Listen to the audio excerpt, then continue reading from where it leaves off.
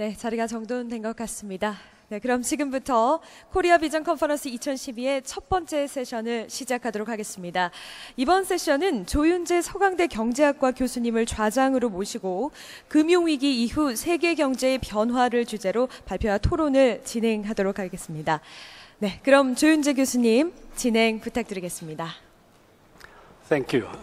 Good morning, ladies and gentlemen. I'm Yoon-jae Cho. It gives me great pleasure and honor to chair this session. America's pallid or waning economic recovery is already into its fourth year, and high uncertainty regarding the euro and the eurozone is still hanging around us, as we have learned and discussed in the previous session. In the meantime, the Chinese economy, which used to play the role of engine of economic growth in this region as well as the global economy, is falling into deeper recession than we expected earlier this year. And the Japanese economy still does not show any signs of the end of the tunnel after long-lasting recession. In this backdrop, this session is going to discuss the changes that have been taken place over the last 4 years. I mean, since the global financial crisis, and also anticipate the changes that we are going to witness over the coming years.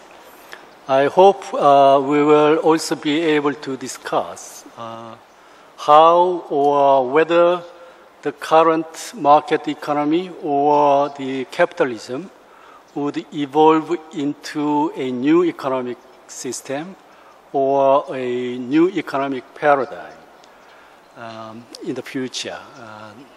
Jim Callan, I think I should call Lord Callan, the former British Prime Minister, who was defeated by Margaret Thatcher in 1979. When he was defeated, he remarked perceptibly that there are times, once every 30 years, that when there is a sea change in politics. Roughly 30 years after the beginning of the Thatcher and Reagan era, perhaps another sea change is upon with us. However, more immediate problems the global economy is facing now is, of course, the European debt crisis. We are going to discuss. Of course, this was mentioned and discussed in the earlier session, but we are also going to discuss what has been the fundamental causes for the problem and how should it be addressed, and what can be done to save euro and the eurozone and the global economy from the potential threat of the collapse of euro.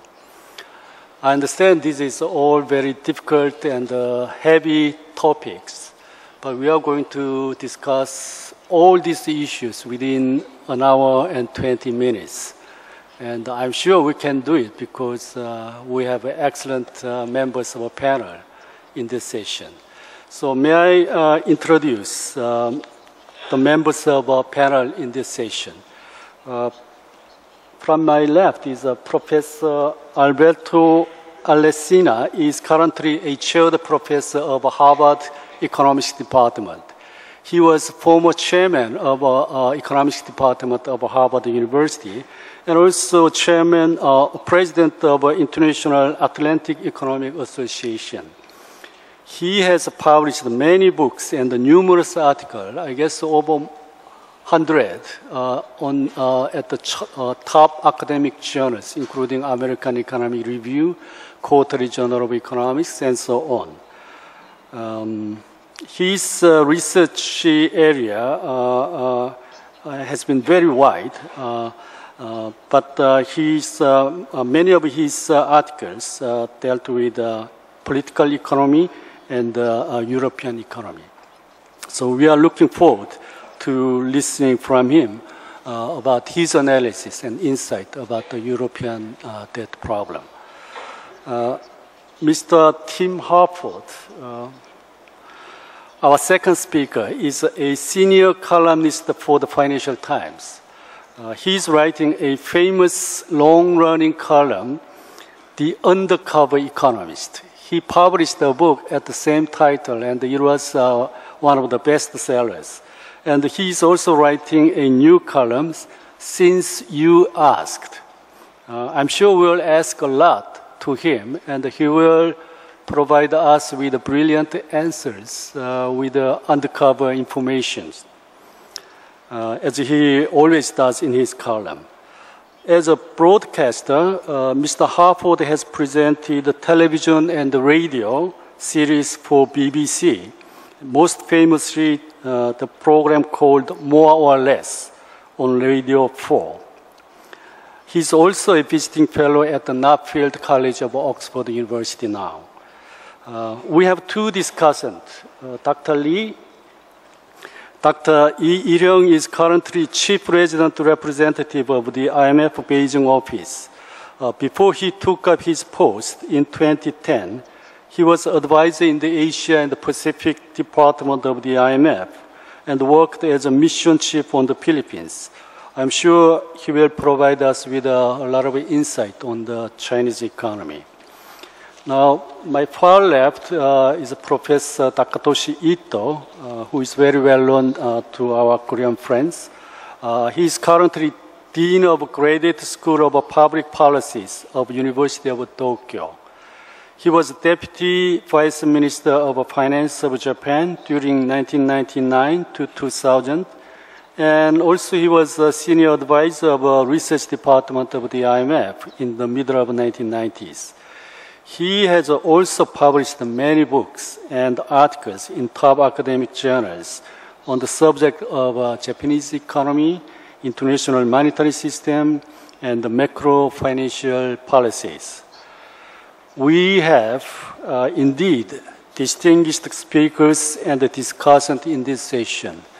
The only problem we are facing is a time constraint.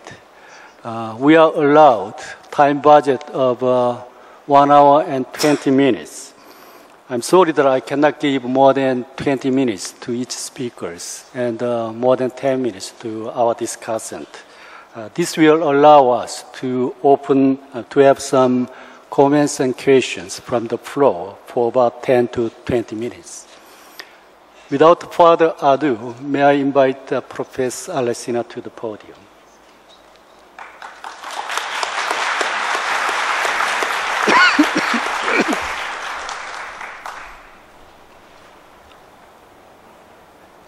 Thank you very much, Professor Cho, for your generous introduction, and it's a great pleasure to be in Korea. It's my first trip to this country, and I already learned a lot in these few hours since I've been there, both from this conference and from just my observation.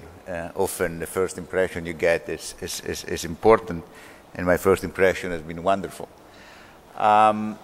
So I will be focusing on the European crisis, partly because it's a subject that I know most, and partly because I think it's of general interest. And I think what we have heard earlier this morning from Bob Zellick is pretty much a good summary of what is going on. So you should see my talk as going a little bit more deeply, in more detail on what is said, but reaching broadly a similar conclusion. Now, I think the financial crisis of the last few years has arrived in Europe, and it was made worse by three problems that Europe has had during the crisis. First, competitiveness.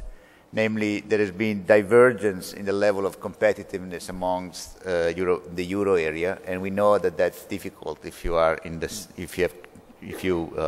the same currency.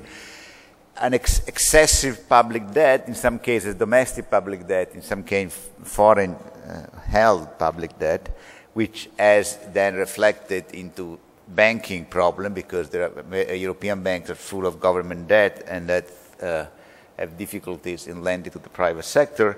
And then the spectacular crash in some housing markets, especially in Spain and Ireland. And I will focus on the first two issues. The first issue is well known. Before the euro, competitiveness were solved by devaluation. The country would devalue and regain competitiveness. Of course, we know that this is a temporary solution, particularly in a very integrated market like Europe, and that generated inflationary expectation, inflation risk, and high interest rate. And in fact, now that some people say, well, you know, if we were not in the euro, we could devalue, we should not forget that one of the reasons why the euro was created in the first place was precisely to avoid this inflationary spiral and this game then ended up creating a high level of inflation in Europe without solving, in the long run, competitiveness problem, but just having competitive devaluations. Now, after the adoption of the euro, it would not be possible to devalue anymore.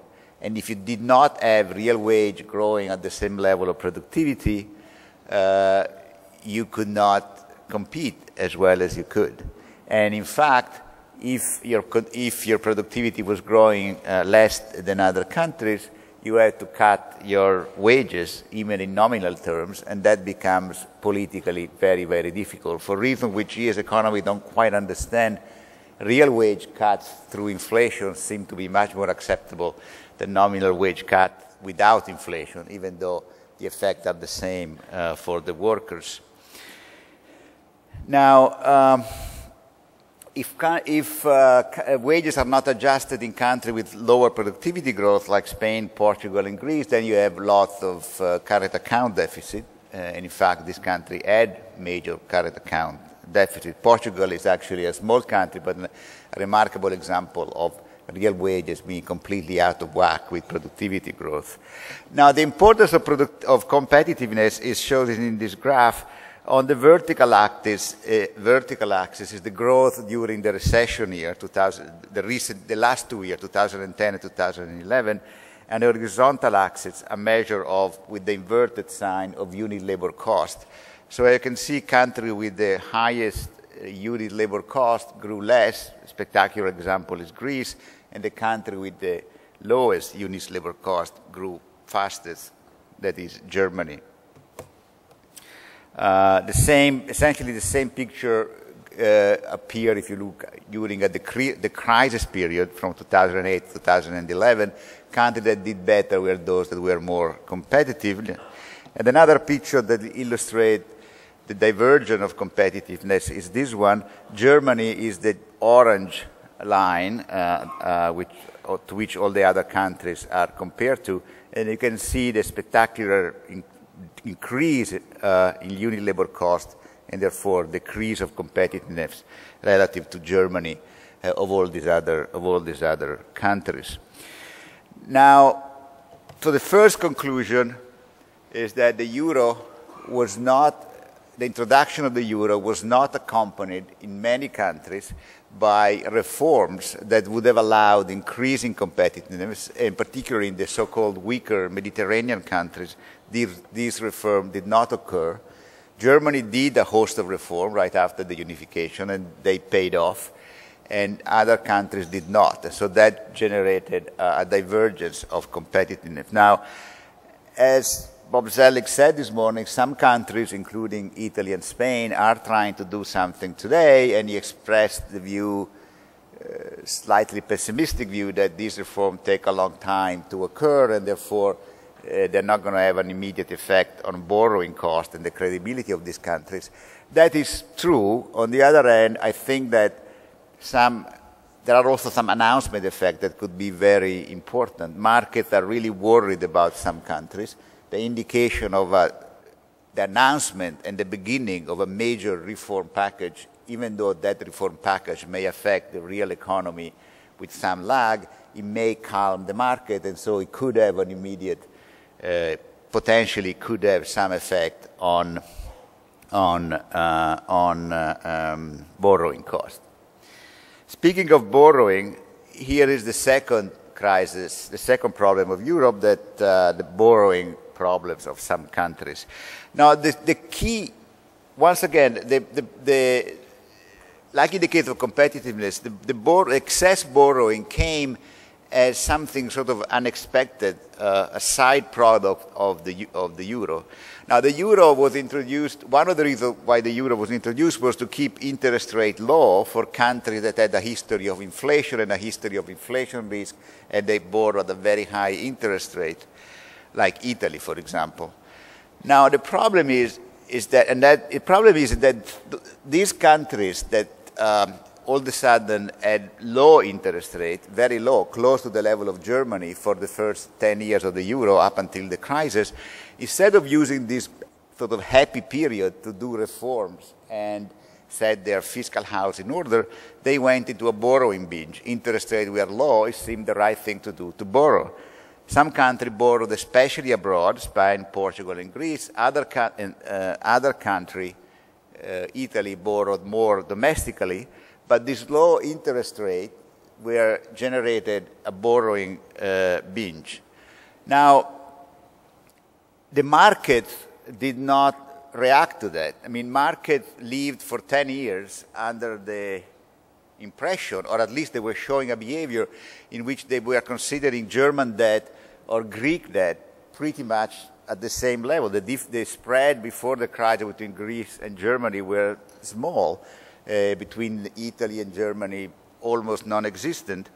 And then the market woke up very suddenly. And one of the reasons why the market did not make any distinction was that the ECB, for political reasons, could not make any distinction in its behavior about debt of different countries. The market didn't either, and they woke up very suddenly, perhaps too suddenly, at the moment of the crisis, and spread exploded all of a sudden, perhaps even too much, after a decade in which markets were sort of sleepy. And why the market were sleepy is an interesting question. I don't think we have a completely good answer about it, but I think it's a very interesting issue. Now, one view about the situation in Europe at the moment, the spread and government debt and so on, is a sort of an optimistic view, which suggests that the action of the ECB, like announced recently by Mario Draghi about buying government bonds, could be a very important step toward the solution of the problem. And this sort of optimistic view is that we are in a sort of a bad equilibrium, and some action from the central bank could leave us out of the bad equilibrium. And the bad equilibrium has more or less this following shape. Markets, for some reason, expect some sort of default from this European country, particularly Spain and Italy. Since they expect a default, they ask a very high interest rate. The very high interest rate makes it difficult for this country to service their debt. They need to raise more taxes or cut more spending. That makes, therefore, default more likely. Default becomes more likely, then it is rational for the market to expect default, and you see the vicious circle.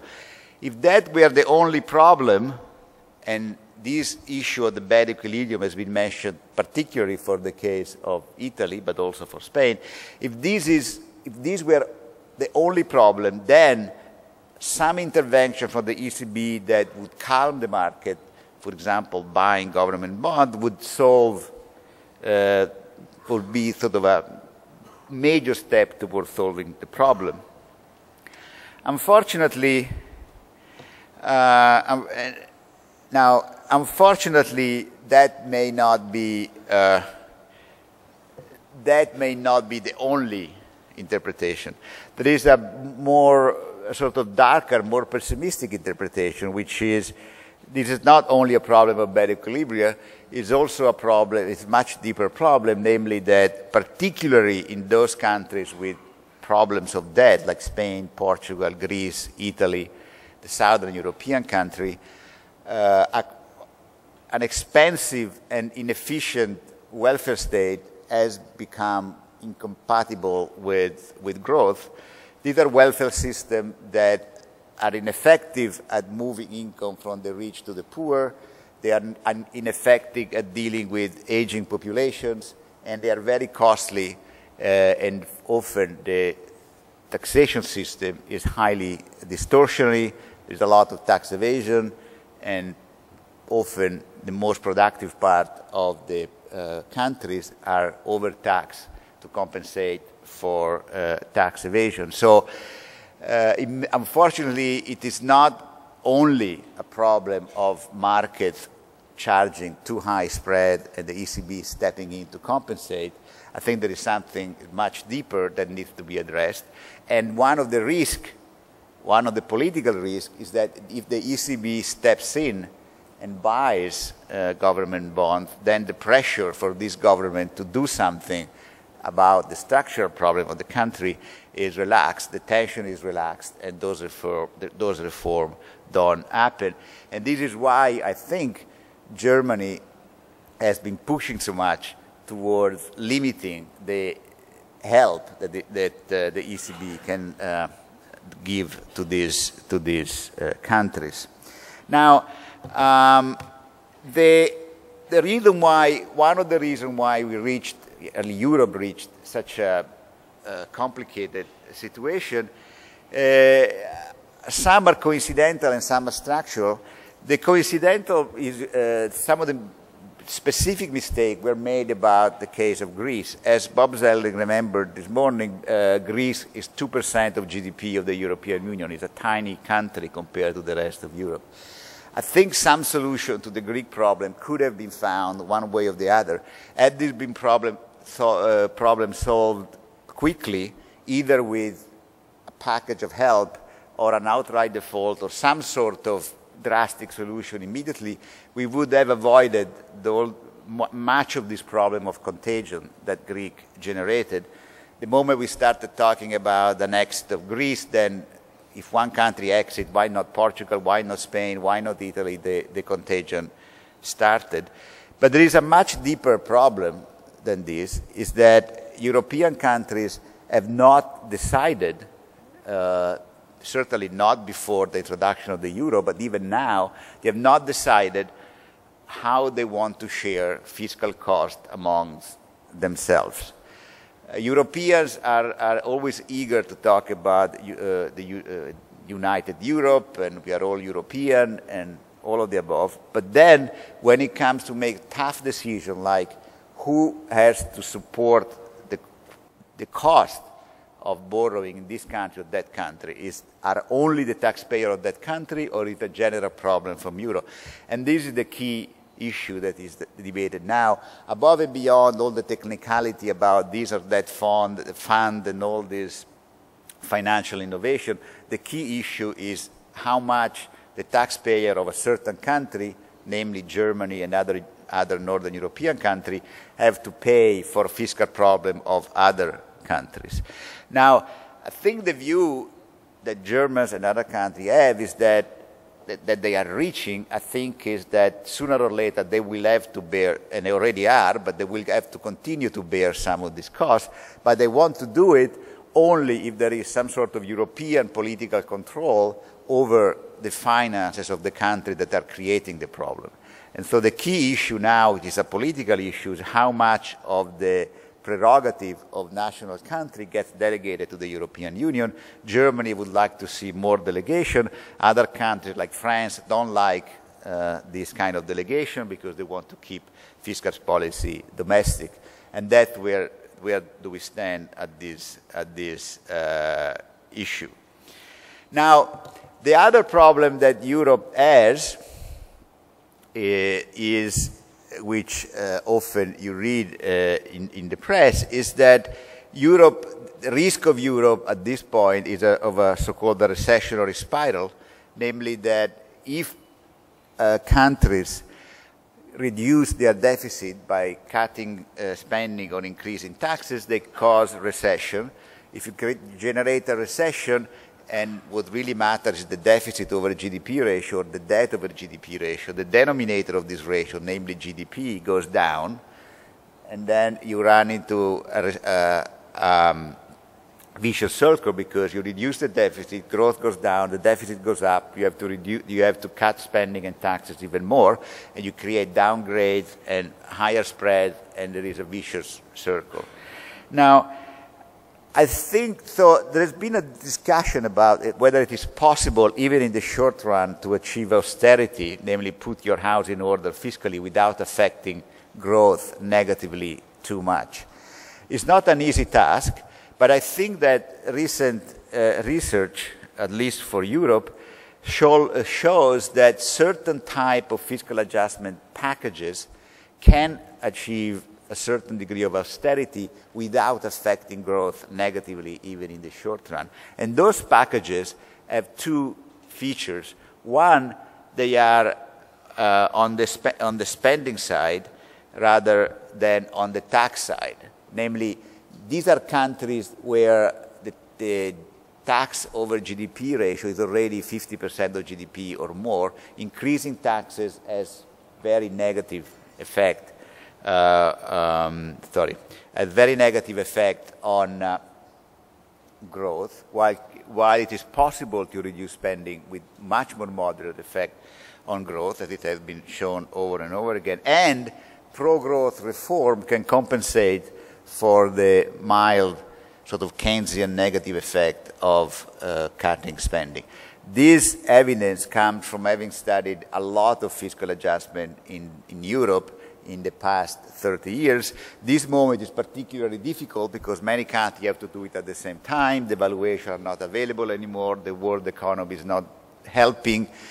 But if there is the need for austerity, the way to do it is this way, namely don't raise taxes, cut spending, and introduce liberalizing pro-growth policies like labor market reform.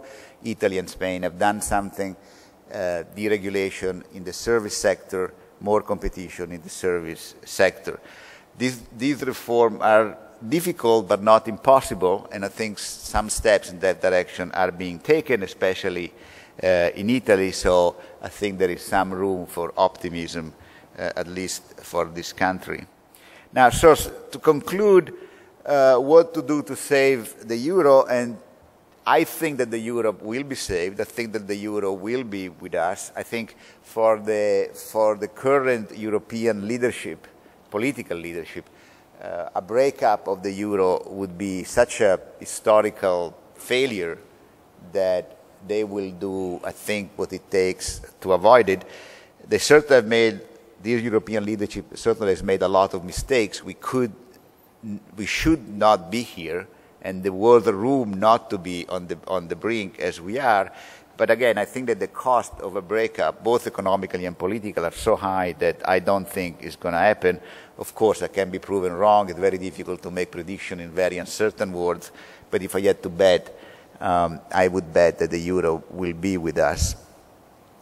So I think what to do to save the euro is to continue in this path toward austerity in this problem country, but without raising taxes, doing on the spending side. Again, these are countries where spending is already more than 50% of GDP in many cases. How much more can you spend? How much more can the government spend? So the pro-growth liberalization in goods and labor market, it's going to be unavoidable to delegate some fiscal prerogatives to EU institutions if we want the help of, if this weaker country wants the help of Germany, they will need to give up some fiscal prerogative, some national fiscal prerogative. There will have to be some conditionality imposed by EU institutions. And that's going to be the first step, I think, to some better form of political union within the monetary union.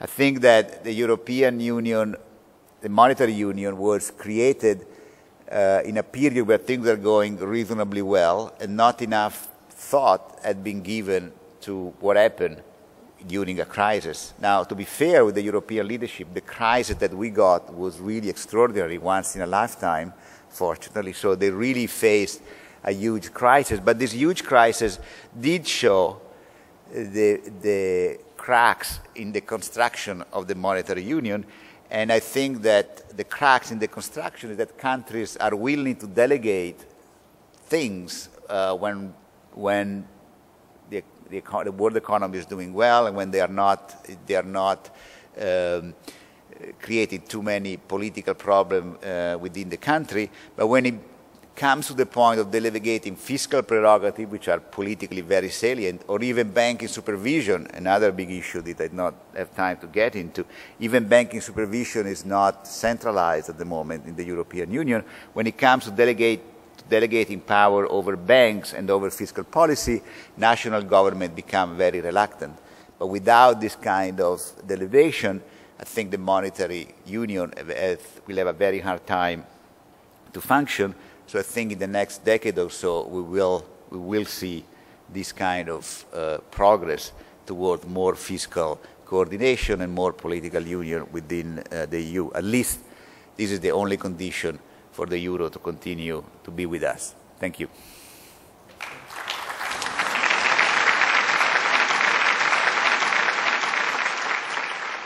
Thank you, Professor Alessina, for a very insightful presentation.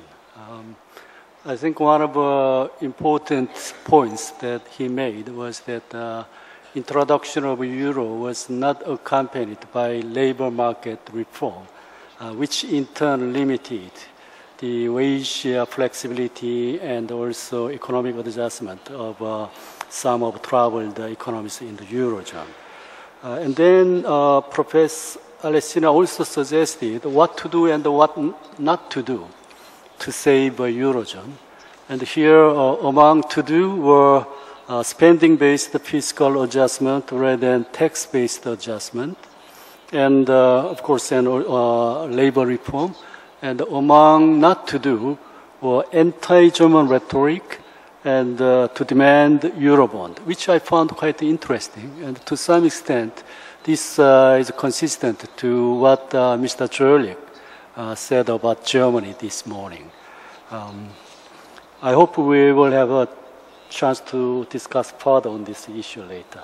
Our next speaker will be Mr. Harford. Please.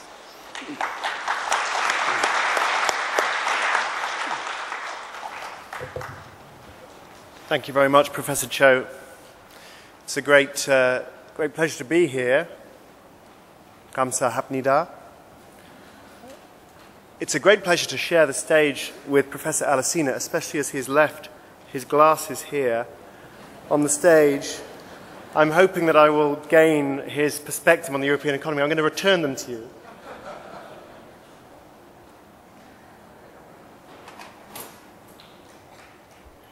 I've been following Professor Alessina's work since the late 1990s, when he published some very interesting research on the optimal size of countries, the optimal size of economies. We okay? Just need to... Oh, okay. I'm too tall, sorry. One of the messages was that it's becoming more and more possible to be a small economy and to function very well, which in a world where everyone is focusing on China is maybe a reassuring message. I want to talk about the issue that Professor Cho raised, about this idea of a new paradigm in capitalism. But first, I wanted to start by just giving a quick picture of the economic situation we face. This is annual economic growth in various economies. Of course, we all know what the red line is. This is China, doing very well, always doing very well.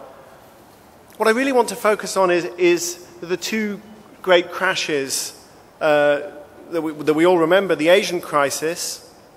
You can see Korea in purple and see, of course, the effect of that tremendous economic crisis on the Korean economy, but also the tremendously rapid recovery.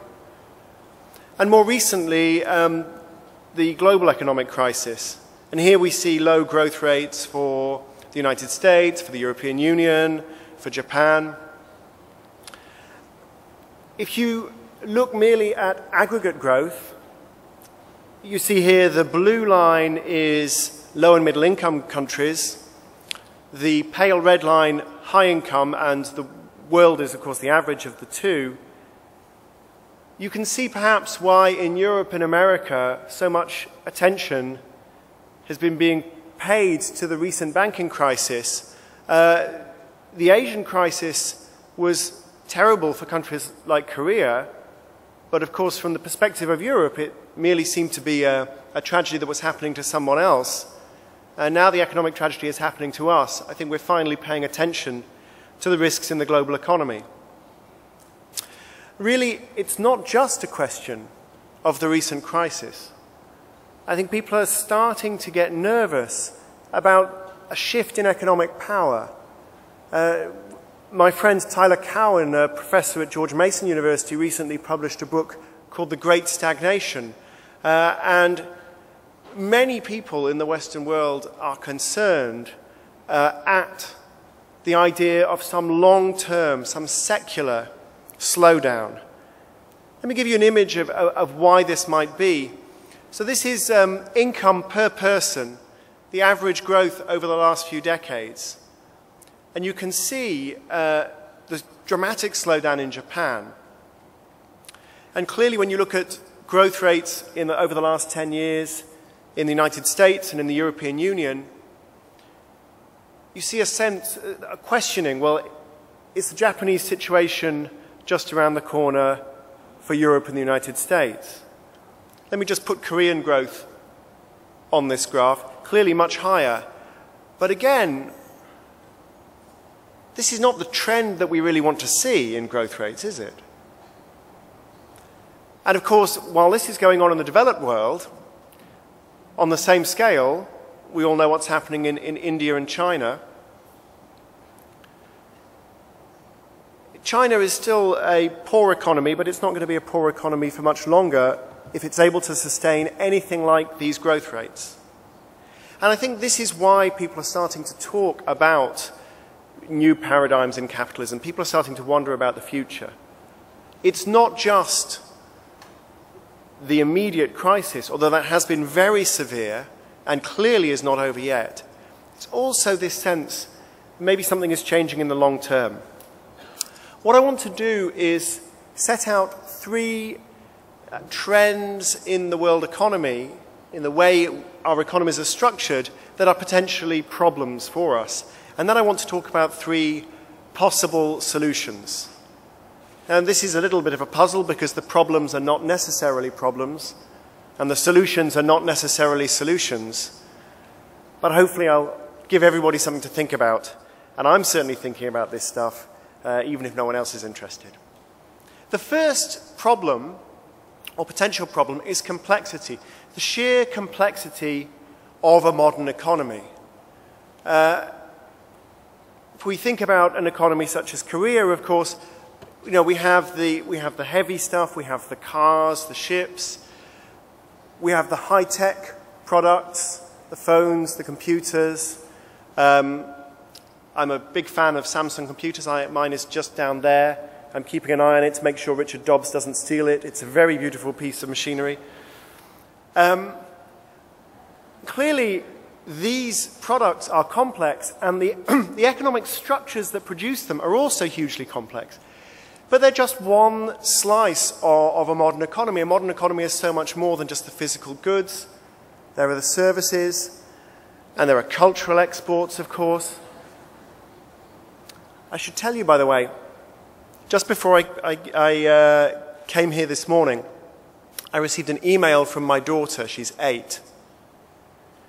And she said, "Daddy, I want to know, is everybody in Korea cool and crazy like Psy?"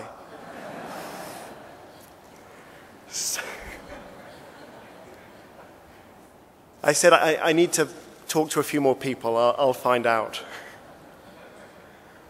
Of course, the value of services, the value of cultural exports shouldn't be underestimated. But what I really want to suggest is just there's so much going on in any modern economy. It's impossible for any conference or any committee to really get a handle on it. It's impossible to really understand all of the things that are happening. I want to talk about a particular example and then draw some conclusions from that. And my example This is my favorite example of economic complexity, is this toaster. This toaster, by the way, costs £4. I think that's about 7,000 Korean won. And it's about an hour's work, less than an hour's work to buy this toaster. And this toaster is interesting because a countryman of mine called Thomas Thwaites, a design student from London, decided he was going to make his own toaster from scratch to try to understand the economic interconnections in the world. So he began by buying this toaster, as I say, just £4, it's not expensive, and taking it apart to see how it works. Turns out if you take apart a toaster, it's more complicated than you might expect. It has over 400 different components and subcomponents. It contains copper, it contains steel, nickel, it contains mica, which is a sort of slate-like material. You wrap the heating element around the mica. Of course, it contains plastic, which is very important because plastic makes the toaster look beautiful. Also, without plastic, you die of an electric shock, so that's important.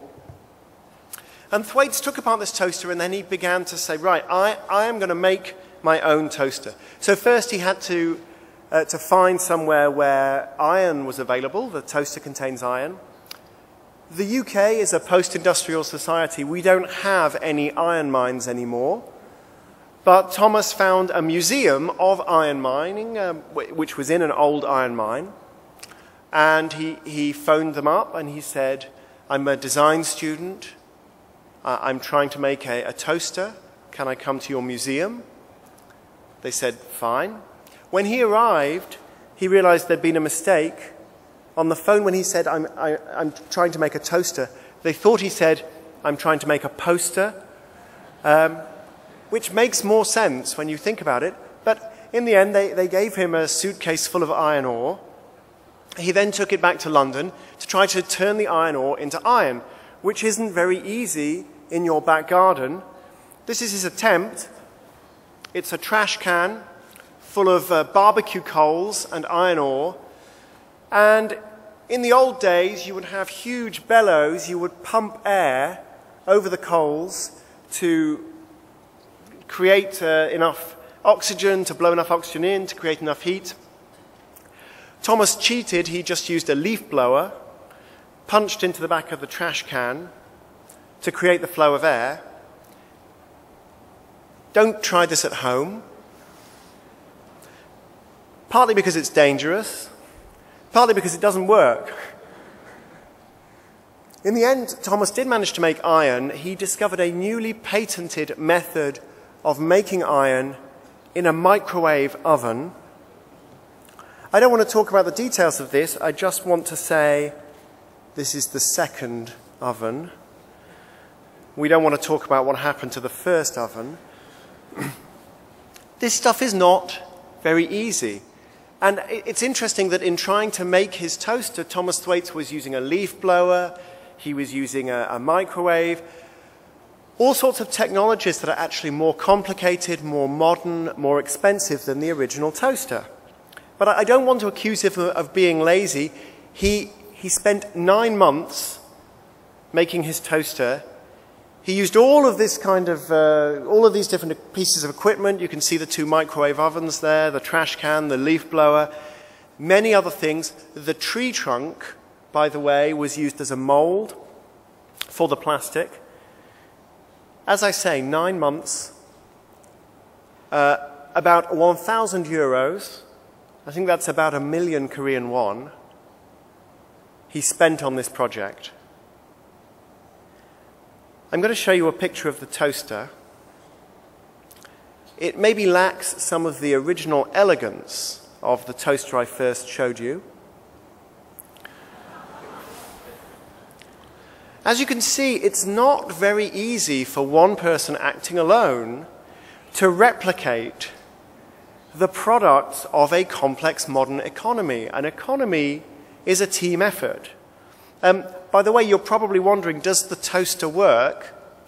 I asked him this.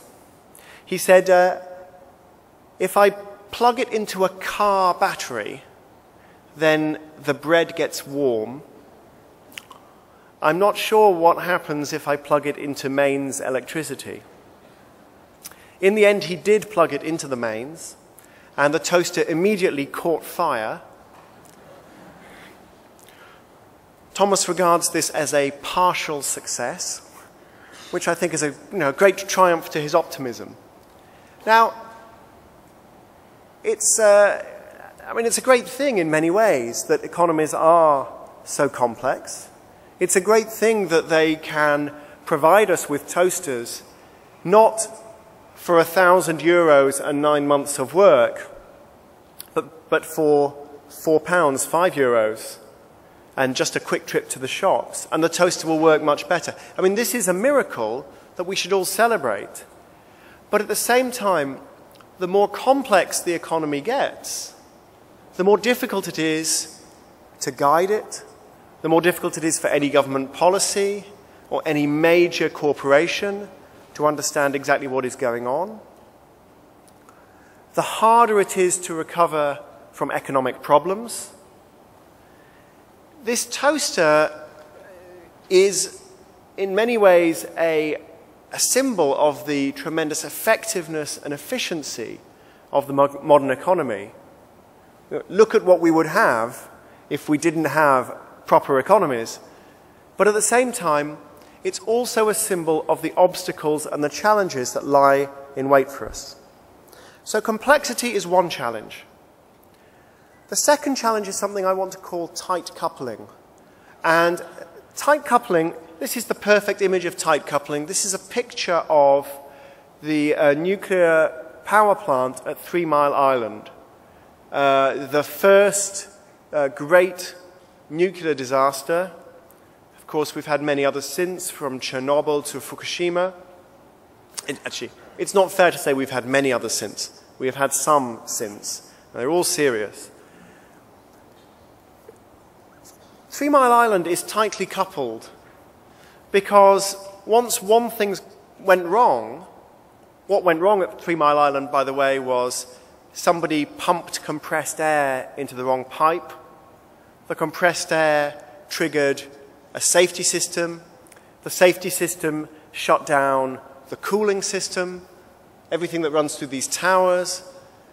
And from then on, the plant began to overheat. And there were many, many different safety valves and safety pumps, different safety procedures, and they all failed in one way or another for almost a whole day before finally the engineers managed to start to cool the plant down. It's a tightly coupled system because one thing leads to another and another and another. Now, a tightly coupled system isn't necessarily dangerous, but when you put together tight coupling with complexity, you have a problem. Because a complex system, a complex economy, a complex financial system is full of unintended consequences. And unintended consequences are fine. Some unintended consequences are good, and others are things that we can adapt to. But if the system is also tightly coupled, it becomes very hard to react to these unintended consequences quickly enough. Now, where is the tight coupling in our economy? Well, I could give you a number of examples, but I just want to show you this image. This is an animation over time, and it begins only 5 years ago, the beginning of 2007. And this graph indicates not trading volumes, but the volume of quotes on different American stock exchanges. And the interesting thing, one of the interesting things about this is that many of these quotes, most of these quotes, never turn into trades. It's the equivalent of shaking someone's hand, and as they put their hand out, go, oh, no, I'm not going to shake your hand out. So the quote goes out, people try to respond to the quote is withdrawn. These quotes are being submitted by computers. And the computers, we're up to 2009, okay. These quotes are being submitted by computers, and the computers are getting faster and faster and faster, and more important on the stock exchanges. Indeed, American stock exchanges, in just the last 5 years, have been transformed from systems where people would make offers and offers would be accepted to systems where computers just dance around each other, making fake offers and quickly withdrawing them. And this is beginning to have consequences. In May of 2010, there was a crash on Wall Street of 10%, which was rectified just a half hour later. If the crash had taken place just towards the close of trading, then Wall Street had closed, then Asian markets had opened, maybe the crash would have had more serious consequences.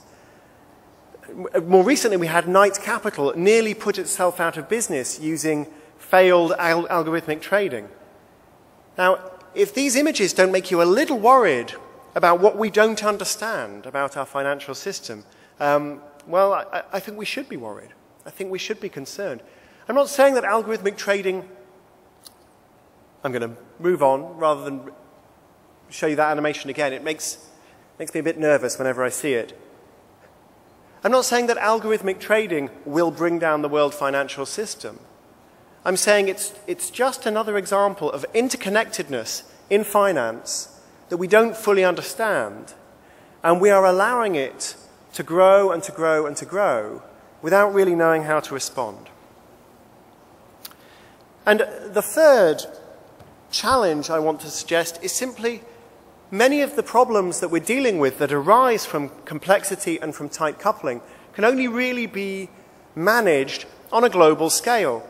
And the lack of coordination that Professor Alesina was talking about in Europe merely goes to show that despite all our best efforts at international cooperation, despite a tremendous amount of goodwill, it's not clear that we have the institutions capable of reacting quickly enough to different problems that emerge from these shared challenges of complexity and tight coupling. We do our best, and we have solved problems together, and I think world institutions deserve a great deal of praise, the G20, the IMF, the European Union. But this is a very difficult challenge to solve sitting around the conference table in a hotel room. So if those are the three challenges, what are my three suggestions for how capitalism needs to adjust? The first is to measure. We have tremendous ability now to collect data and to analyze data. Let me show you an image. This was plotted by a former colleague of Professor Alesina's, Cesar Hidalgo. He's moved from Harvard now to MIT. And this image is based on quite a rich data set, and it's a map of the global economy. Not a geographical map, but a map in product space. So different kinds of products are clustered together depending on their similarity, depending on whether similar economies are able to produce them. I would love to explain where this image comes from and how it's built, but I haven't time. I just want to give you a sense that this is the kind of thing that in the future we will have these very unusual views of the world economy. We won't just be looking at gross domestic product. We'll have a lot more detail. And the data set that Cesar Hidalgo was looking at is just 5,000 different types of product. If we actually look at the data available on the real economy, simply in a typical Walmart, we might expect 100,000. Might expect 100,000 different products to be on show, different types of product. In an economy such as Tokyo or New York, there are perhaps 10 billion different products and services. And in the future, we'll be able to collect data on all of these things. To give you a sense of the data collection power that's now available, let me give you a truly astronomical example. The square kilometer array that's being built, when this is complete, this will be receiving 1 exabyte a day of data. 1 exabyte a day is the same amount of data that is transmitted across the internet globally. So this one telescope is going to produce as much data as the entire internet. It just goes to show how our ability to collect data and to process it is changing.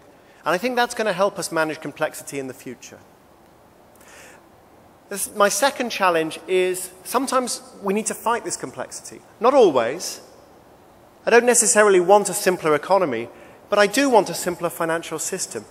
Turns out that if you structure your dominoes correctly, even the smallest domino can push down an enormous one. This is a real photograph. It was taken in the 1980s, but I also think of it as an image of what happened in the financial crisis. Modern domino toppling introduces safety gates between the dominoes so they don't fall over until you want them to. We need to try to explore how to put in more safety barriers, more safety gates in between our banks, in between different parts of the financial sector, and between the financial sector and the real economy. And my final suggestion is that we need to keep experimenting and to keep learning about how to experiment. One of the great heroes of mine is a guy called Archie Cochrane. He was a doctor. He began his experimentation by, he was in a prisoner of war camp in the Second World War. He was in charge of prisoner welfare. They were all very sick. And he managed to run a randomized trial inside a prisoner of war camp to figure out how to treat the prisoners, and he saved all their lives. But Archie then went on to form the basis of a global network of doctors experimenting on different drugs, different treatments across the world to find out what worked. Archie's message was always, you're a doctor, you have expert qualifications, but you do not really understand enough. You must always ask yourself, what can I find out? You must always experiment. And capitalism has, to me, always been a structure for experimenting. The very fact that new businesses are always starting up and old businesses are always failing is part of this experimental process. And I don't think that's going to change. But what I do think is we need to start devoting ourselves to understanding how to experiment safely in this incredibly complex, incredibly interconnected world. One final image. This is a nozzle from a factory in Unilever. It's designed to make detergent. Unilever decided that they didn't really understand how to make this nozzle, and so they iterated and iterated and experimented and experimented. They created a nozzle, they created 10 variants, they tested each of the 10 variants, which one worked the best. Then they created 10 variants on that, and 10 variants on that, and 10 variants on that. And eventually, they produced a kind of nozzle that works literally hundreds of times better than the original. The interesting thing about this nozzle is they have no idea how it works. No idea at all. We are never fully going to understand how modern economies work. They are too complex. But we will always be able to make them work better. We just have to understand and ask ourselves, in the future, what are going to be the test beds, what are going to be the experiments that we're able to run in the modern world, dealing with these problems of complexity, dealing with these problems of tight coupling. Recent experiments have gone very, very badly wrong. In the future, we're going to have to do better. Thank you very much.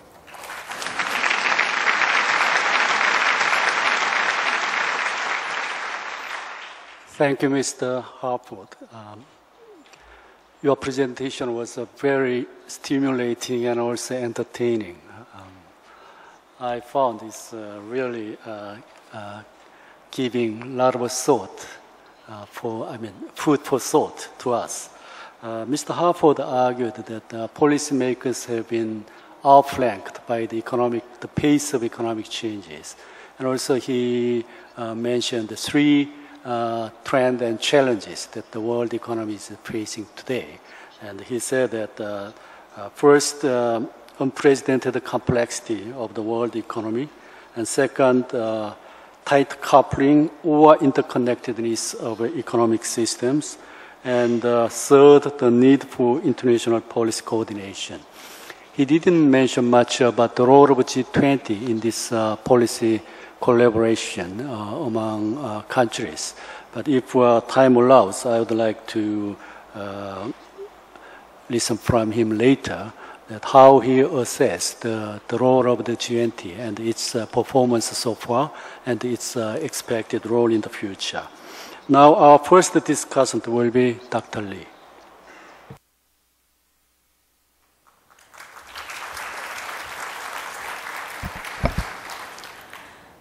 Thank you very much for inviting me today. I'll keep to my 10 minutes intervention.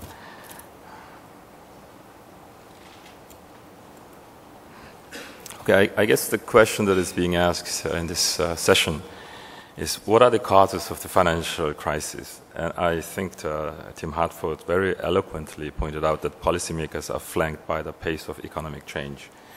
The only thing that I'd like to add is that among his 3 recommendations, the 4th one should probably be stick to common sense, and I'll elaborate why. The second question that is being asked is, what are the vulnerabilities that triggered this Euro sovereign debt crisis? And Professor Alessina, again, in a very eloquent way, described the failure to cope with different productivity within Euro area and excess borrowings surprised by bad equilibrium.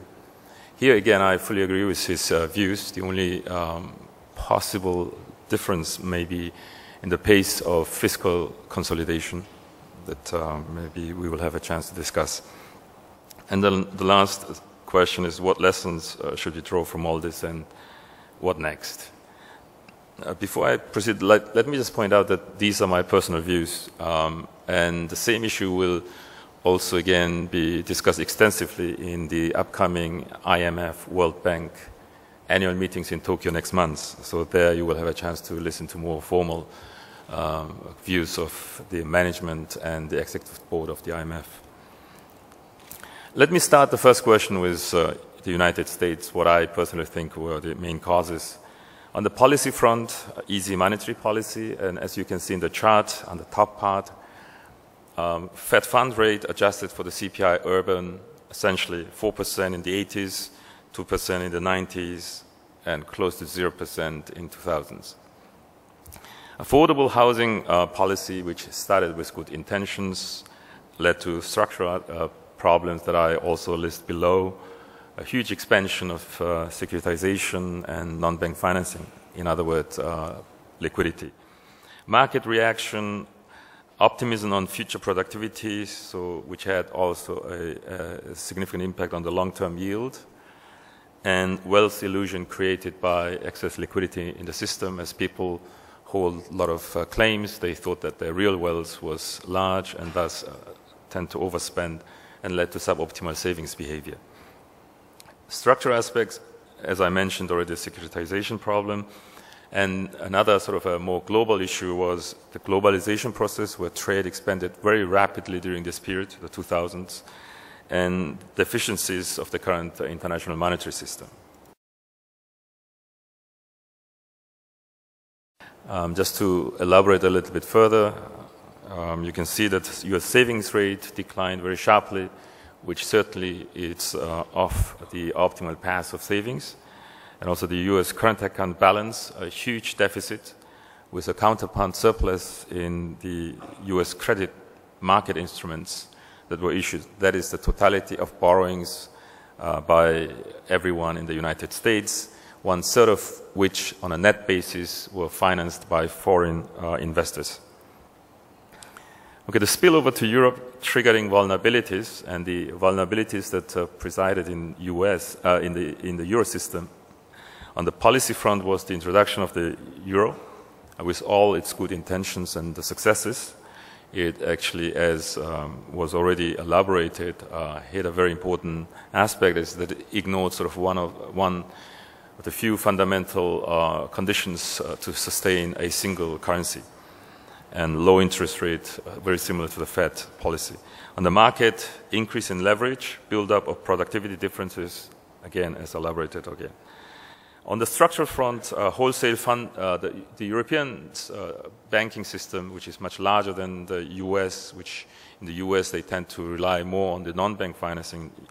In the European system, they rely more on the banking system, and the wholesale funding, a large part of that was actually financed from the US, and thus the spillover from the US financial system was that large. And also the European internal imbalances with Germany are sort of accumulating large surplus, with periphery countries financing occurring deficits.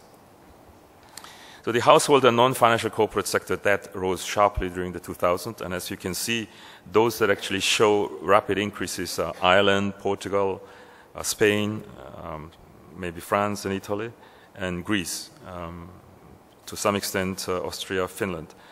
So as you can see, it's not only the public sector, but it's across the board. Both the household and the corporate sector in many European countries actually increased sharply their leverage, and that led to a good state, bad state equilibrium choices, which at some point then triggered by the financial crisis, after which the public sector took over a lot of the debt of the financial system to stabilize the financial integrity, then led to the bad equilibrium, as was already elaborated by the speaker before me. That created the nexus between the sovereign debt and the financials, and as you can see, the average percent change in the local senior financial CDS is very closely correlated with the changes in sovereign CDS, and that's obviously because initially the banking problems were taken over by the public sector, the public debt were then held by the banks, and which then, with doubts about the fiscal sustainability, led to large mark-to-market losses in banking system, and thus the nexus grew. And as such, the latest world GFSR, the IMF publication in April, estimated that the total deleveraging could be very large, and as you can see there, it could be around 2.6 trillion euro under sort of a baseline scenario. This has not yet taken place fully, but may actually start occurring a few years down the road. Meanwhile, in China, strong investment, ample labor supply coincided with WTO accession, provided a boost to exports. As you can see, that large investment in the 2000s were associated closely with a very rapid expansion of exports. And as the unit labor cost shows, for most of 2000s, unit labor cost in China was negative. Even though wages increased at a healthy rate, the sharp increase in the productivity, in large part influenced by the heavy investment, enabled unit labor costs to remain substantially in the negative territory, gaining edge over its competitors. Then, which coupled with strong consumption in advanced economies, led to a global imbalance. I'm not going to go into details about what role the international monetary system played in this, but as you can see, the main surplus countries were China, Germany, Japan, and the oil exporters. And partly the oil exporters gained because of the terms of trade that arose with rapid expansion of the global trade and increase in EM countries' share in the global consumption. So where are we now? Advanced economies in need of deleveraging, not only in the public sector, but also banks and household, and in the European case, also heavily in the corporate sector. Strong implementation still remains in the euro area of recent agreements, and that includes the ECB's announcements as well. In the case of the US, in the short run, we have this fiscal cliff concerns, but over the medium long term, we have fiscal consolidation and the unfunded liabilities that has to be dealt with. In the emerging economies, the problem is they are not yet ready to take on the global engine of growth, and they themselves are starting to slow. And the global imbalance and the international monetary system issues have not yet been resolved. So we are currently under a vicious cycle where adverse growth affects banking system performance and balance sheets, which in turn affects the fiscal, the sovereign debt, and that again with fiscal contraction affects growth, and also vice versa. So do we need an overhaul of the economic system? And my sort of personal view is not really, at least not because of the problems that we have seen so far. But I think what we need more is more common sense, in a sense if one looks or examines the causes of the recent global financial crisis, they essentially began with mispricing of both risk and cost. And because of mispricing of risk and cost, led to over-leveraging, excess liquidity, and excess spending. And that all was actually the start of all this problem that we face at the moment. And therefore, I think what we need is a little bit more awareness of what actually works, what are the limits of the current economic systems, and thus trying to ensure that the policies are adequate to ensure that these basic rules, common senses, are adhered to. I'll give you a few examples. How much profit can one extract from financial intermediation? The financial sector has grown very rapidly, in a sense too rapidly. But if you really look at it and think about it, the value added from the financial institutions or financial sector is efficiency or productivity gains and better risk management. But it cannot actually exceed the total value added that is generated from the real sector. So one has to keep in mind that there is a limit to which one can actually utilize financial system to generate value added. And in doing so, what also has happened is that as the financial system expanded, liquidity expanded, and that in turn led to huge holdings of claims. And that led to, as I elaborated earlier, a false sense of wealth creation, which then exceeded the economy's capacity to actually supply the goods and services going forward.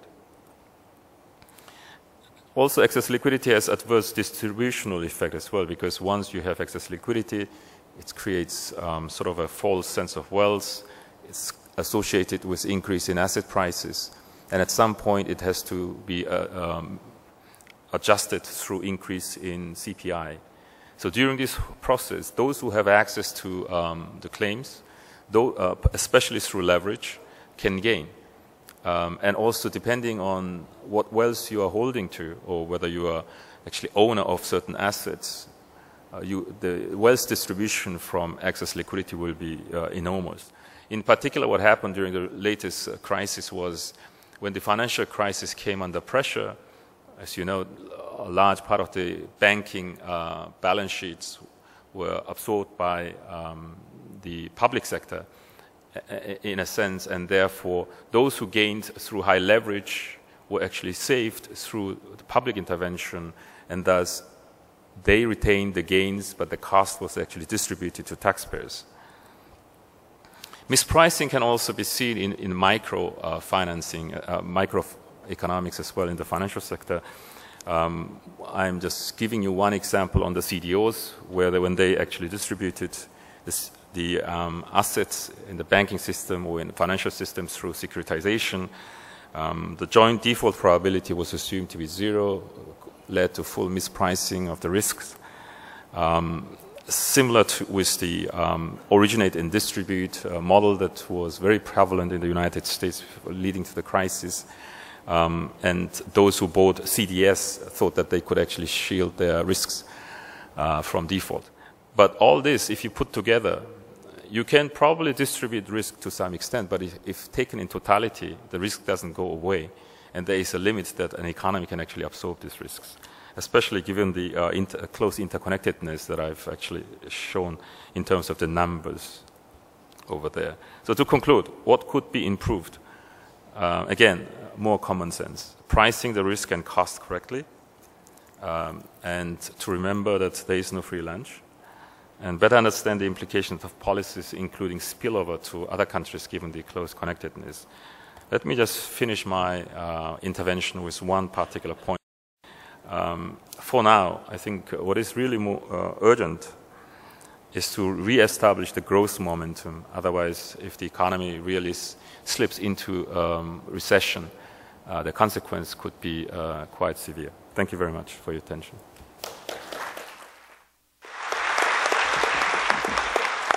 Thank you, Dr. Lee. Dr. Lee mentioned that perhaps we do not need overhaul of the economic system, but we certainly need some policy adjustment to ensure policy adequacies. And also finally he mentioned that we need some growth momentum through coordinated policy response. Now our final discussant will be Professor Ito.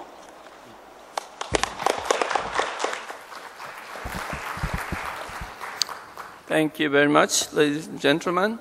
I don't have the slides, so you can look at me instead of screens. Okay, so since I'm starting with -1 minute, that I will try to be short, but I have 3 things I want to say.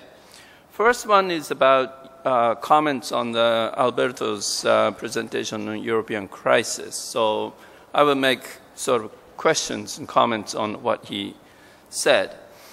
And then I'd like to make some comparison of the European crisis to Asian crisis almost 15 years ago. But we all remember, I think the people in this room remember vividly what happened in the Asian crisis. And so I'll make some comparison of European crisis and Asian crisis. The third, I'd like to make some observations about how the European crisis now is affecting us, Asian economies now. Okay. So the first one is the sort of direct comments on Alberto's presentation. And he started out with the charts sort of presenting divergence of unit labor cost or the wage increase, and Southern European countries had a very high increase in the wages, while Germany and others had, northern countries had low. And this resulted in the loss of competitiveness in Southern European countries. But 10 years ago, we were told by Europeans, oh, this is normal. This is called convergence of the low-income country to the middle-income country, to moving up to high-income countries. What we call as a balance assumption effect, what the high growth, high productivity increase countries deserve to have high wage increase and somewhat higher inflations because of the non-tradables prices tend to rise higher. So yes, Ireland and Spain had higher wage increase and higher inflation, but we are told that's normal. It's a normal process of conversion. So sometime between 10 years ago and now, convergence became divergence. And I'm wondering when that point of time was. And why that was not warned by European countries. Second, I'd like to make some comments on the origin versus the contagion. So we all know the origin of this crisis is Greece. And probably, so that's a fiscal crisis starting from fall of 2009. Then we had a crisis in Ireland, which started out as banking crisis, but when the government took over the debts, it became fiscal crisis. Maybe those are the 2 independent crises, 2 origins. Then went to Portugal. Maybe that's also independent crisis. But then when crisis went to Spain and Italy, people started to talk about this is a contagion. This is what Alberto mentioned, bad equilibrium, which is expectation of crisis actually creates crisis. And why expectation of crisis happened? Because the Europeans mishandled Greece. So that put the pressure on Italy, for example. Although Italy has the primary balance surplus. Actually, fiscal condition of Italy today is as good as Germany. So why Italian bond should get pressure on the high interest rate? Because Greece defaulted. So any sort of analogy to Greece, any country which has a slightly higher debt to GDP ratio, which is Italy, although the flows, the fiscal deficit condition is much, much better in Italy, the Italian bonds get pressure. Now, we tend to differentiate this origin problem and contagion problem. And contagion problem, we deal with the lender of last resort. Okay? So that's what the ECB did a few weeks ago. And that is, I think, putting fire out. So whether this is correct interpretation or not would be interesting. Now, the comparison to Asia, okay, starting from this core, the origin and contagion. We all know the origin of the Asian crisis was Thailand. So Thailand happened. We said the same thing. Thailand is a small country. We can deal with it. And exactly the same way as Greece. Then, somehow, Thailand was not dealt with decisively. So the crisis lingered, and crisis spread to Indonesia and Korea.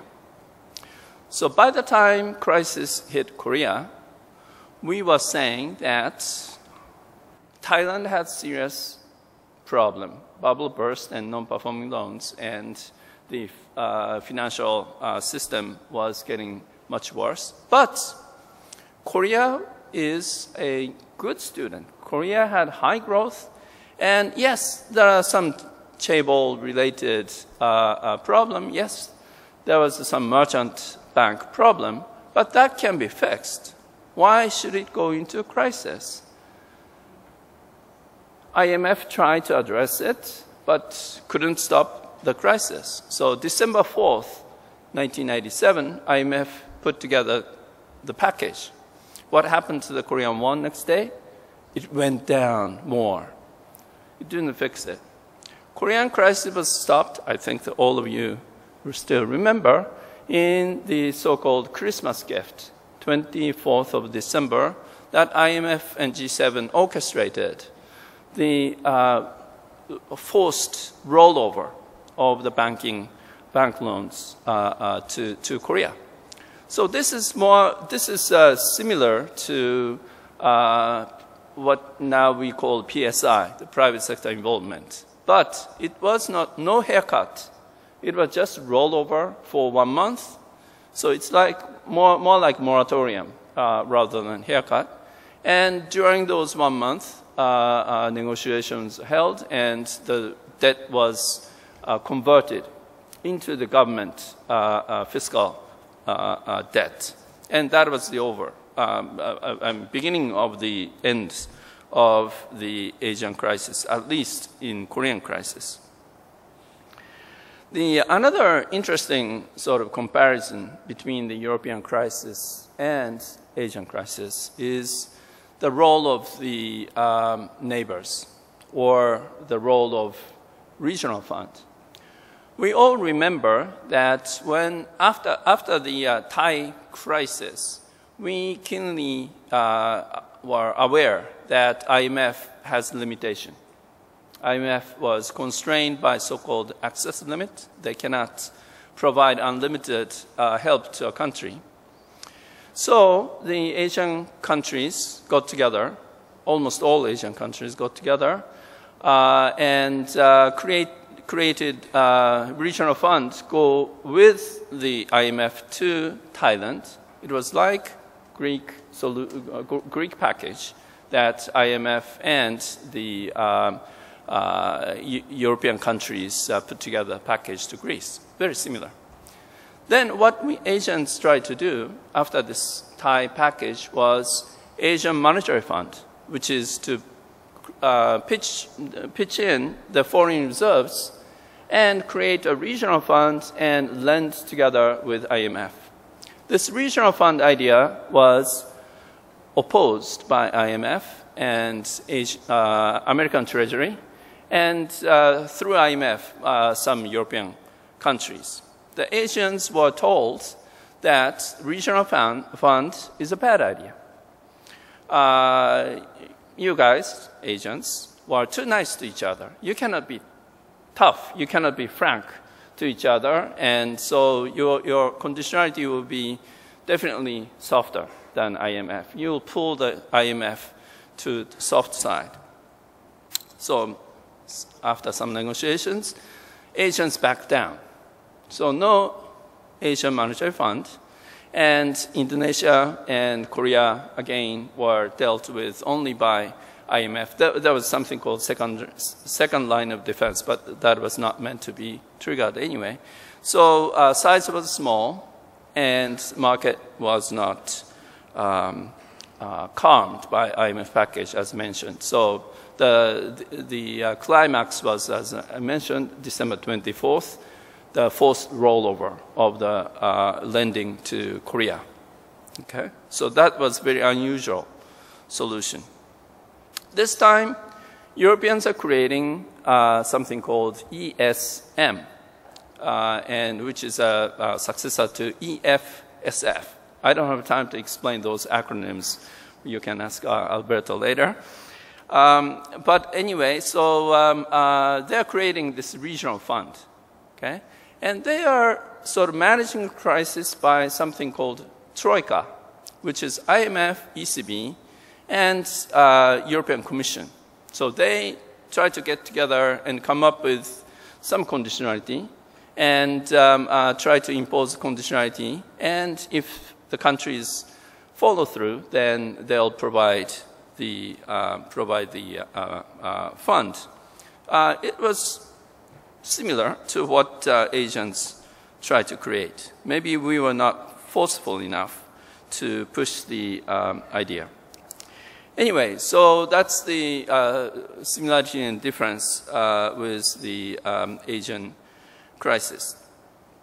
Now, let me move to the last topic, which I wanted to mention. So, what now is what is the effects of the European crisis now to our economies? Well, it is not acute crisis contagion to Asia. Yes, China is slowing down because their exports to Europe is slowing down, and also their sort of internal reasons to slow down. And all Asian countries who export to EU are suffering. This is called trade channel. This is familiar. We suffered from this trade channel when Lehman Brothers crisis happened and US economy tanked and Europeans tanked. Our exports to those US and Europe sharply declined. So compared to 2008, 2009, this time, 2011, 2012, it's not that acute decline in trade. But yes, the trade is slowing down. The second channel is financial and banking. So as it was explained, that European banks are still deleveraging, which means that they're shedding their assets and try to shrink the liability. So they are selling, European banks are selling their loan portfolios and project loans and so on, any assets, right and left. So the Japanese banks, Singaporean banks, and Korean banks were asked by Europeans, please buy these portfolios. And Japanese and Singaporean, Korean, and Malaysian, even the Malaysian banks, are pick and choose those European banks' portfolios and expanding. The Asian banks are expanding their assets in Asia. So that's good for Asian banks. The question is whether they can completely replace what Europeans are withdrawing, and whether those Asian banks' expertise completely substitutes European banks. So there are some questions remaining, but at least for the Asian banks, this is a great opportunity. The third channel, which is interesting, is exchange rates channel. And it's a bit complicated, and it has a sort of north-south dimension and the north-north dimension and south-south dimension. Okay, so first north-south dimension is this something called currency wars. This was coined by Minister Montega of Brazil. So the US economy, European economies go down, and central banks want to help. So they drove down the interest rate to zero. And in addition, they are providing QEs, quantitative easing. So lots of liquidity. They don't find any good investment opportunity in the West, so they go south to find the opportunities. So the Brazilian economies, Russians and Chinese, they feel that capital is coming, and the exchange rate appreciates, and they lose competitiveness. So they complain to the US. Why are you doing this QEs? You are affecting us. Please think about the world, not just US. So that's the currency wars. But there are more than that. So European economies go down, then the euro goes down, and so that brought down some emerging market economies' currencies too, like Korean won for some time, but appreciated some other currencies, like Japanese yen and Swiss franc. Those two currencies were called safe haven. So when euro lost credibility and some started to worry about euro breakup, that those money went to Swiss franc and Japanese economy. Japanese exporters are, of course, complaining that those yen appreciation is killing their businesses. And just comparing the Samsung and Sharp, that's the great, the yen-won rate went to almost like 40% depreciation or appreciation. So those exporting industries, especially electronic companies, had Koreans' fortune and Japanese misery. So Europeans had effect on Asia, and Korean won and Japanese yen moved very different ways. Okay? So Europeans' effects on Asia have, as I mentioned, three channels: trade, financial, and exchange rates. And we are still suffering or experiencing those three channels. And we haven't seen the end yet. And as if Mr. Hartford was right, then probably we have to expect 5 more years of those tremors in Europe and stagnation in Europe, as Europeans are turning Japanese in stagnation. And we will see more effects on Asia, and we have to be prepared for that. Sorry about gloomy picture, not rosy picture, but that's my reactions to presentations. Thank you very much. Thank you, Professor Ito.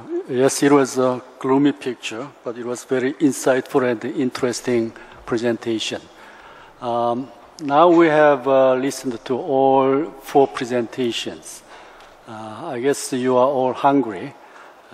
Actually, we have used our time budget already, but we started about 10 minutes 15 minutes, 10 to 15 minutes later. And if I'm allowed, I would like to use another 10 minutes. Taking the advantage of the privilege of the chairmanship, first I would like to raise several questions to our speakers. To Professor Alessina, he mentioned about labor reform and the labor mobility.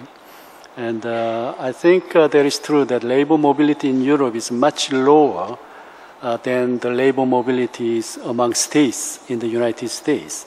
And this limits the capacity of the troubled European countries for their adjustment, economic adjustment to recover competitiveness. However, given the language and the cultural barriers in Europe, which is quite different from the United States, perhaps it would take time to increase labor mobility, even though we introduce significant labor reforms. And also fiscal federalism, yes, but it could come only gradually. And given this situation, would the market be patient enough to wait significant progress in these areas, or the collapse of euro will come before that? And I would like to hear some insights on that from you. And for Mr. Harford, you made very interesting and stimulating presentations. Again, as I mentioned, I would like to have your views on the role of G20. G20 was established right after global financial crisis in 2009. It, I think, made a great contribution through coordinated policy response right after the crisis.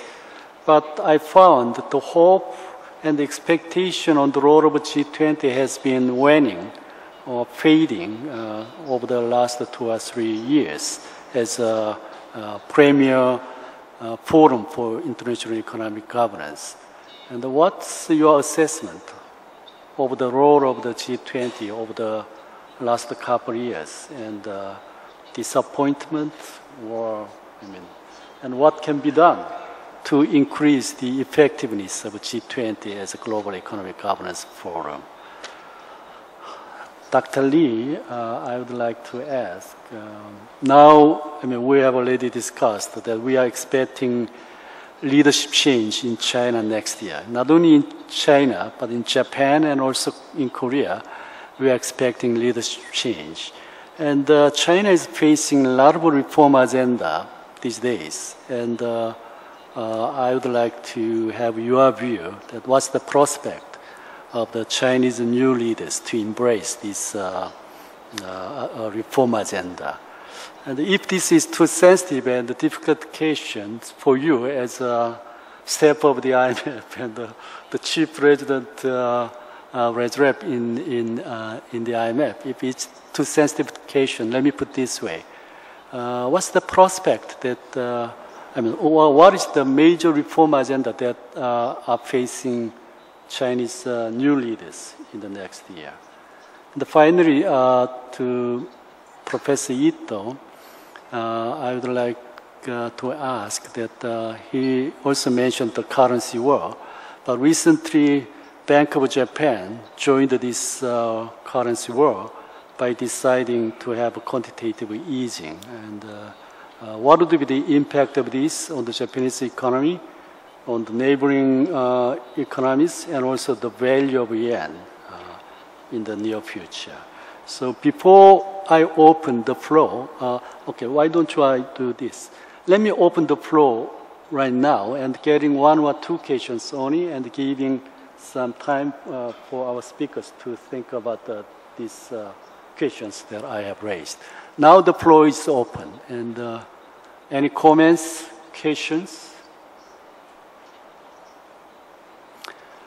Okay, if I guess you are all hungry and want to go for lunch, Now, let me turn the floor first to Professor Alessina. And there are also several comments and questions raised by Professor Ito on your presentation. Thank you. Thank you. Yes, very briefly because we are out of time. But Professor Ito raised a very good point, and in fact, is absolutely right. There was a famous paper written by Olivier Blanchard and Francesco Giavazzi during the first decade of the euro, which said exactly what he was saying, namely that there is nothing wrong with the fact that poorer countries are accumulating current account deficit, that flows are going to the poorer countries like Spain, Portugal, Greece, and that's the process of catching up of these countries. The problem was that these funds that went there did not go into particularly productive investment, but it went to support a consumption fees in some countries, and in other countries supporting the government. And those kind of labor reforms that we talked about did not materialize, productivity did not grow, and also all of a sudden what looked like a normal process of catching up of country turned into countries going into consumption, private or public, in accumulating debt, and what seemed a normal process turned into a perverse process. In addition, Spain went into a crazy real estate bubble. Ireland had huge problem with its banks. When we talk about Ireland, we shouldn't forget that Ireland is a country which from the late 1990s, late 1980s until today, GDP, income per capita in Ireland tripled, and I repeat, tripled. So even if they lose 30% of their GDP now in the next few years, still that comes from after tripling their GDP per capita. They're actually doing quite well in their adjustment process. Regarding your question about labor reform and labor mobility, sure, labor mobility in Europe will never be as high as in the US. In fact, there is research showing that labor mobility within each European country is lower than labor mobility within the US. So labor is not geographically very mobile, even within European countries, let alone across border for all the reasons you mentioned. But I think there are other types of labor reform that would make things easier for Europe, and they have to do with flexibility in labor market, improving welfare system, making them less anti-work, having less incentive about employer to employ people and for people to work. But I think that if the only hope for Europe were to have labor mobility at the level of the US, where people from Italy migrating to Germany and vice versa and so on, would not be too, it's not in the horizon. As for fiscal federalism, that's the key issue. I think the Europeans, the key political issue is that Europeans have not decided within themselves how much are they willing to share the burden of fiscal issues in Europe. They have not come to term with this. I often use an analogy of a group of friends going out for dinner, and the idea that at the beginning of the dinner is that everybody pays their own bill. And some people order lobsters and some people order a salad. And at the end of the meal, the bill comes, and those who have ordered the lobster say, oops, wait a second, I don't have the money to pay, so now we need to share. We need to reach an agreement to share the bill. And the people who have ordered a salad said, wait a second, that's not what we had decided to at the beginning. And they say, well, yes, maybe so at the beginning, but now we are in a crisis. Otherwise, if we don't pay, we all go to wash dishes in the kitchen, and something has to be found, something has to be done. So that's the stage with Europe is, and they're now trying to decide what to pay for the next dinner. And let me conclude with a comment on what Taka said, which is very interesting about the IMF Asian and European crisis. So if I understand correctly his point that the IMF behaved quite differently in Europe versus Asia. And I think there are three explanations. One is that the IMF learned. Second, that the situation is different. Or third, that the IMF views European country in a different, in a way which is more gentle than Asian countries, probably because European countries have more power within the IMF. Thank you. Mr. Harford. Well, Professor Ito, you asked about the G20. I don't want to judge the G20 too harshly. We've already heard from Professor Alesina that the European Union is struggling to produce policy coordination. Look, if we're honest, even the US Congress can't coordinate policy inside the US, so it's really asking a bit much for the G20 to coordinate policy if individual countries or very tight monetary unions such as the Eurozone can't figure things out. So I think the G20 does fine. It's great that we had this expansion of membership. We just have to be realistic about what can be done. When there was a crisis and there was a consensus that we needed a fiscal and monetary response coordinated, that's what we got. Now, really all we're relying on the G20 to do is help us avoid currency wars and trade wars. If we look internationally at what I see as the two big issues, well, there are many, but the two that obsess me, one is the short term, that's banking regulation, and the second is climate change, the long term. Our international institutions have proved completely inadequate to deal with the problem of climate change. It's now being largely ignored because of the economic crisis, but if we're honest, it wasn't really being addressed very well even before the crisis. So that's a concern, and I don't think that's something that the G20 can be particularly blamed for. Maybe we hope for more, but it's a tough problem. When it comes to banking, we have the new Basel III capital regulations. They seem to me over-complex. And we have individual countries, such as the UK, maybe the US, pushing different visions of how to simplify and decouple the banking system. In the UK, we have this idea of ring-fencing retail banks, protecting them from investment banks.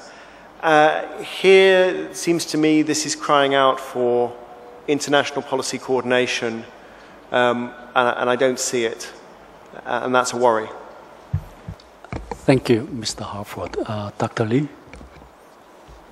I think we will have another chance to elaborate on this in session 4, but let me just quickly point out that I think the main challenge is rebalancing from investment, export-led growth to consumption-led growth.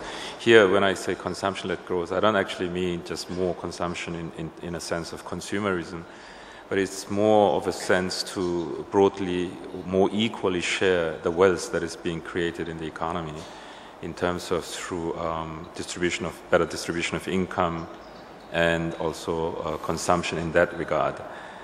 In order to achieve that, the 12th Five-Year Plan lays out clearly what needs to be done. And if I may just highlight a few, is strengthening the social security system, SOE reform, and financial sector liberalization. Thank you, Dr. Lee. Dr. Ito. Okay, I'll be very brief. The action by the Bank of Japan to increase the funds to buy assets by 10 trillion yen is not that much significant. And the timing was a little bit surprising. That's why the market reacted. The stock price went up 1.5%. Yen depreciated slightly, less than 1%. In 4 hours, for 4 hours, but it all disappeared after 6 hours. So it was a very short-lived impact on the market, and probably this will not have any impact on the real side of the economy. So it is not a significant measure. They could have done much more. and it's not an act of currency wars. We don't like wars.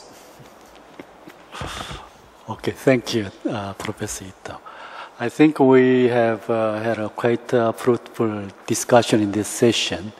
I hope we can go on discussing these issues because these are such important and interesting issues. But we have already exhausted our time budget. Before I calling the end of this session, may I thank all speakers and discussants for their excellent contribution and attention from the floor. Now, let us conclude this session. Thank you very much.